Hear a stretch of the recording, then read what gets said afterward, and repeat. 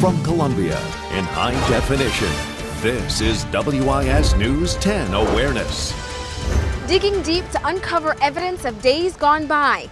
An archaeological project not in a faraway land, but right here in the heart of Columbia.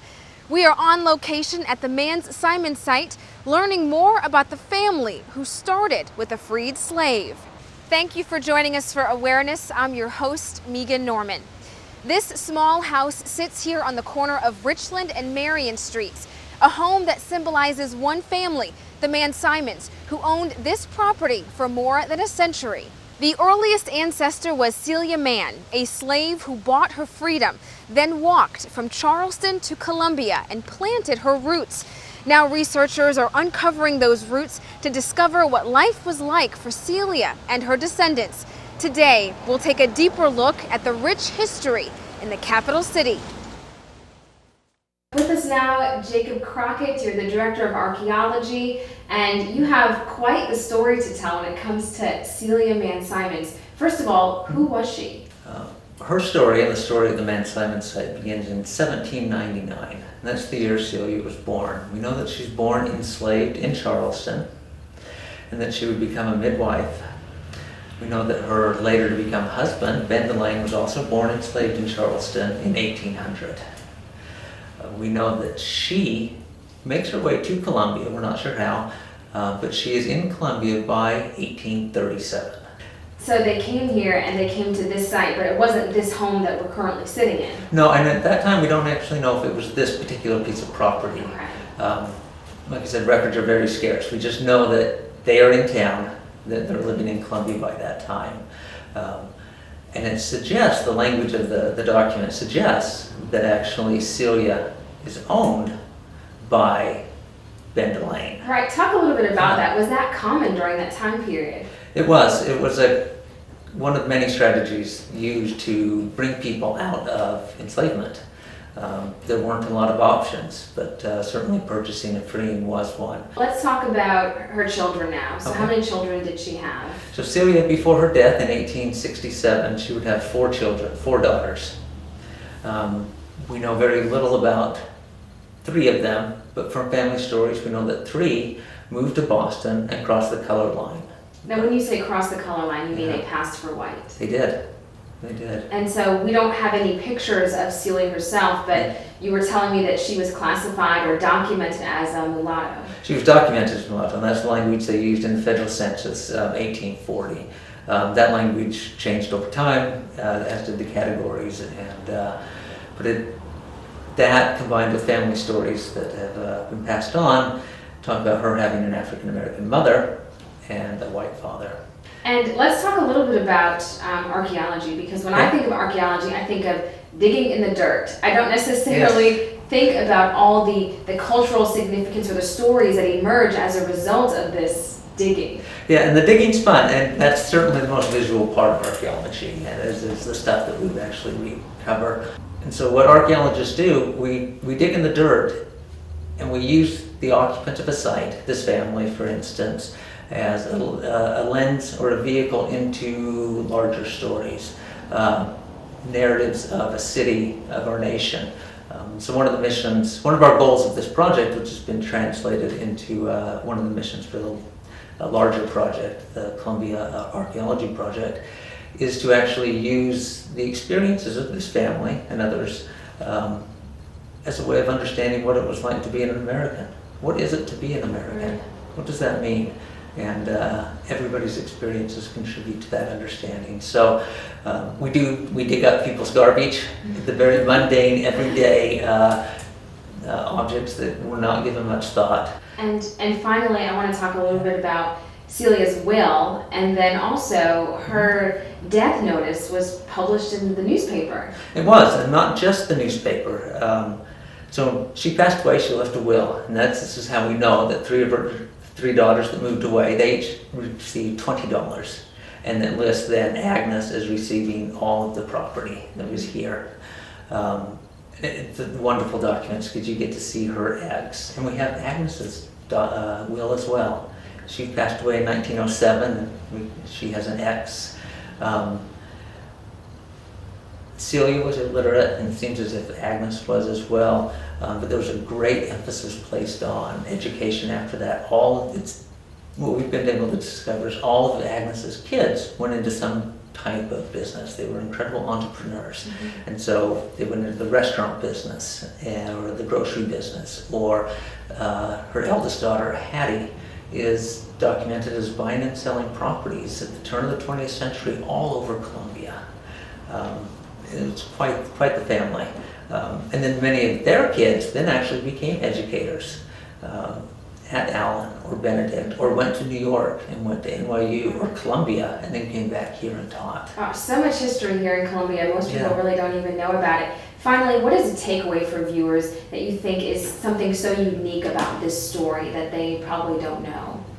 For me, the uniqueness of this story and this site comes from just how commonplace it really is. This has told us and given us insight into a range of stories. There was a lunch counter on the corner, a little 14 by 14 foot lunch counter as an example, that was in operation from 1891 to 1909. We have the most complete material record of what one of those backyard commercial eateries looked like in the nation. Only 4 have been looked at archaeologically, and ours is the most complete.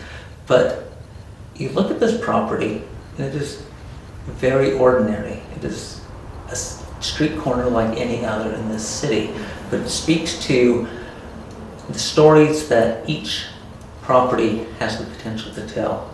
And this family was like many other families. They got up in the morning, they had breakfast, they went to work. They were concerned about the same things we are today. How do you allocate resources? But it's those stories over a lifetime that can tell us a lot about the past and the potential for understanding our city better. Great. Well, thank you so much, Jacob Crockett, for being with us. Thank you. We'll be right back with more on the history of the Celia Mann-Simons site and other archaeological projects going on right here in Columbia. The ground beneath the Mann-Simons house unlocked clues to that family's past, one that reveals African Americans living in downtown Columbia, owning property and businesses as early as the 1840s. This was well before the end of slavery. They ran a lunch counter, grocery store, and a series of rental homes, details all uncovered thanks to a bunch of trash. Well, taking a break from all of his digging and cataloging, Dr. Jacob Crockett joins us now in the studio with more on what he's uncovered at the Mann-Simons site. Thank you so much for being with us this morning. Pleasure to be here. Thank you. Well, let's talk about the digging in the dirt that you've done. What prompted that to get started, and what did you uncover? It started with, as part of my PhD dissertation work. I came to Columbia looking for a site. I attended USC and I knew I wanted to do urban archaeology. 1998, the SCIA, South Carolina Institute of Archaeology and Anthropology, had actually done a limited amount of archaeology at the site. And it was just enough to suggest the potential. And I did my master's thesis on what had been done before and approached Historic Columbia Foundation and proposed this project. I think I originally suggested we dig over 6 months, about 500 square feet, and in the end we dug for 2 years and did about 2,000 square feet. And what were some of the things that you found? The site was amazingly rich, and the preservation of the objects was incredible. I think if it was made in the 19th or 20th century, we probably have a fragment of it there. So usually most of it's just household goods, the things that you use, discard, so bottles, things that break, dishes, lots of food remains, everyday trash. And we know that there was a lunch counter there on the corner. Yeah. What were you able to tell what was served there? What was the lunch counter like back then? We got very lucky with the lunch counter. So there was a 14 by 14 foot counter right on the corner of the site. And this was a common occurrence during that time. This is the development of our modern day culture of consumption. And so you see lots and lots of these small backyard kind of commercial spaces happening. Restaurants, grocery stores, whatever. So John Lucius Simons ran his lunch counter there, and it was the first of many restaurants that he had. One of the difficulties and one of the challenges of archaeology is always figuring out who contributed to the deposit. If it's a trash pit, we're looking at who threw it away. We have this static remains of a dynamic past, and we can never observe it. We never can really see what happened. And so when you have both a business and a house on a site, you don't know if the trash necessarily came from the business or the house. And so there have been a few other lunch counters looked at archaeologically in the US, but we got lucky in that that counter caught fire in 1909. It had been in business 18 years, but because of that episode, they pretty much gutted the interior, dug a pit, dropped it in, and moved on. But because everything had burn marks or evidence of high heat, we can associate it all with that counter. And you were telling me it was like a fast food restaurant of sorts back then, and you found chicken and Yes. other remnants, I suppose. We did, so we have a picture of everything. And had you walked up to the counter that day, we can tell you what you would have been at least offered. Chicken was the primary meat. There was evidence of a little bit of pork. Lots and lots of pickles, olives, and relishes. In fact, there was a pickle bottle imported from England there. They were seasoning with McCormick spices or extract, club sauce, and mustard. Lots and lots of locally produced soda pops, beers. That's so interesting. Yes. Now I want to transition into rental homes because that was going on during that time as well. It's an interesting use of that space. Ben Delane came to the site 1843 and purchased it. His grandson, Charles Simons, would eventually, the main part of the property never left the family's homes, but he extended the property up Marion Street, up towards Calhoun Street, and purchased 4 different lots, tore out the houses that were there, and built 3 identical 2-story homes, and rented those from 1913 to his death in 1933. And because city directories, kind of the precursor to the phone book today, give so much information, we can actually say who was in each one of those houses every single year. And so we have information, of course, name, who they were married to, occupation, where they worked. It's so fascinating, especially when you look at African Americans during that time owning property and even renting the property out. Not only did they own it, yes, rented it out. 1912, 1913, this is the height of Jim Crow segregation when it's in full effect. City directories were common, of course, every city in the country had them, but they were produced according to how a city wanted them. And so in a place like Columbia during that time, it also documents whether a person is black or white. And some of these tenants, they were white. They were all white. They were exclusively white. From 1913 to 1933, it was white. Many of the names of the people who occupied those homes, they're ended in ski, S-K-I, so we can assume they're probably Polish.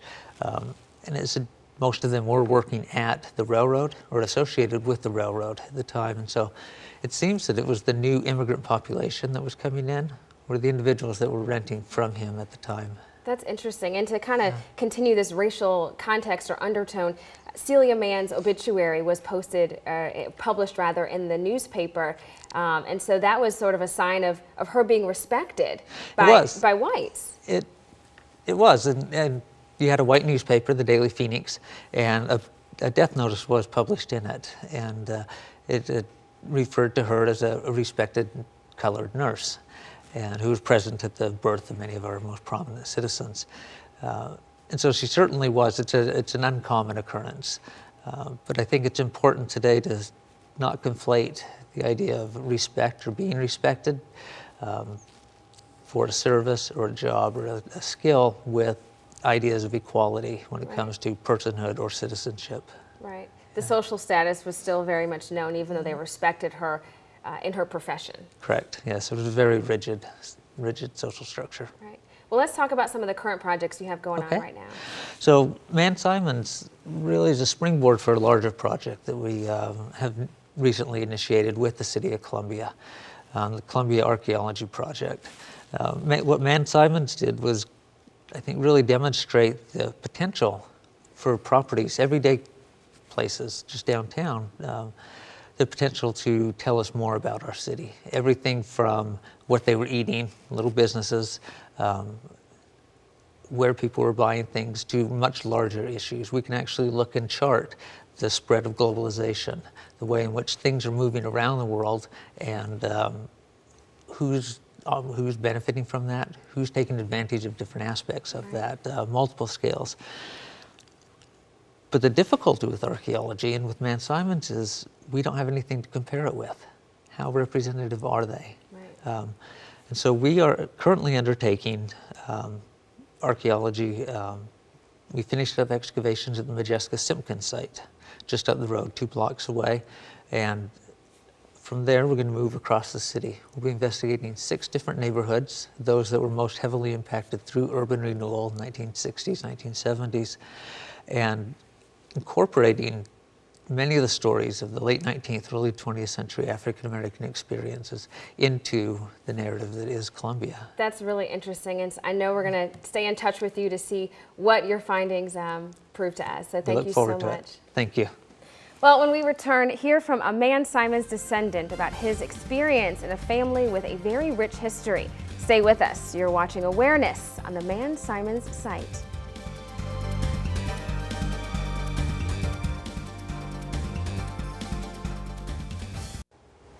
It's not often you hear of African-American families able to trace their roots as far back as slavery.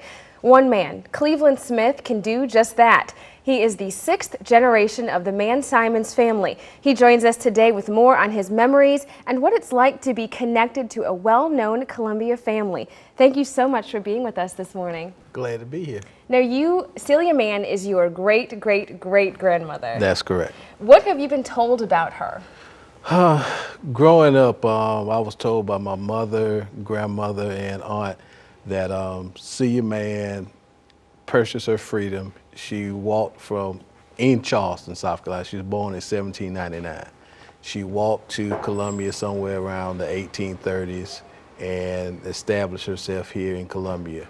They told me that by trade, she was a midwife. And they told me the stories about that, she was here, then she had her youngest daughter also lived here, lived in the house with her. And, they gave me the family history about my uncles, other aunts, and what they did in the Columbia area, their occupations. And now in the 70s, when the property was almost going to be sold or be under the consideration of being sold, you didn't want that to happen. No, I didn't. And it's funny you bring that up. I remember watching as a young boy. I was around 7 years old. I was watching WIS, by the way. And it came up that the property was going to be demolished if no one took ownership. It was abandoned. And I remember the story that I was told about my grandmother being the last person born in that house. And I would say, well, it'd be neat if I could buy that house for my grandmother. I looked at my mom and she said, you have no money, you can't buy anything. But, I felt a kindred to the house from that age. And how, since then, have you been able to maintain that history and keep it alive through your own family? Well, I have 4 kids, and I have told them about the story. So just like I was told, I have told them the story. And, I try to keep it alive through that. Also, for several years, I was on the board of Historic Columbia Foundation and active with that, with the Jubilee Festival, as well as being on the board of directors there. So, being connected with Historic Columbia Foundation and giving back through that, that's how I've been able to do that. And also, your daughter's name is Celia. Right. So she has a connection. Yes.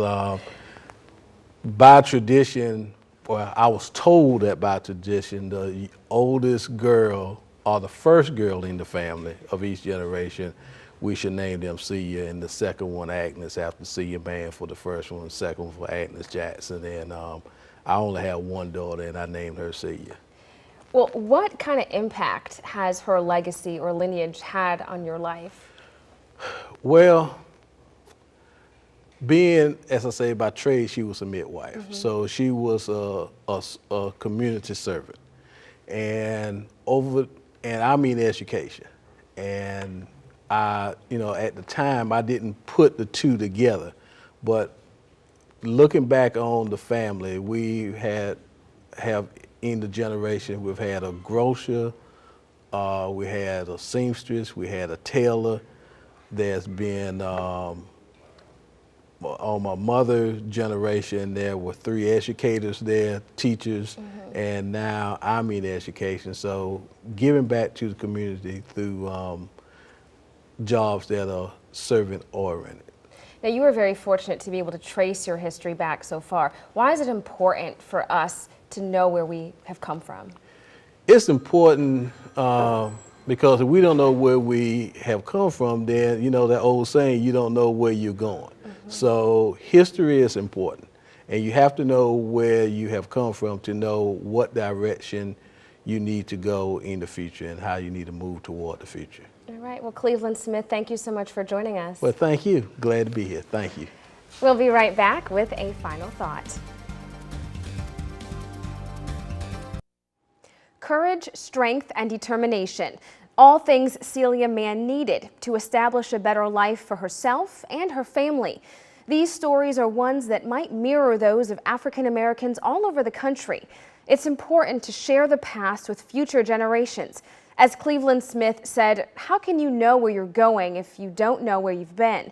If you'd like to take a closer look at the Mann-Simons site, we've posted a link on our website, wistv.com. It's also on our Awareness Facebook page. We'd like to thank Dr. Jacob Crockett with the Historic Columbia Foundation and Mr. Cleveland Smith. Until next time, I'm Megan Norman. This is Awareness.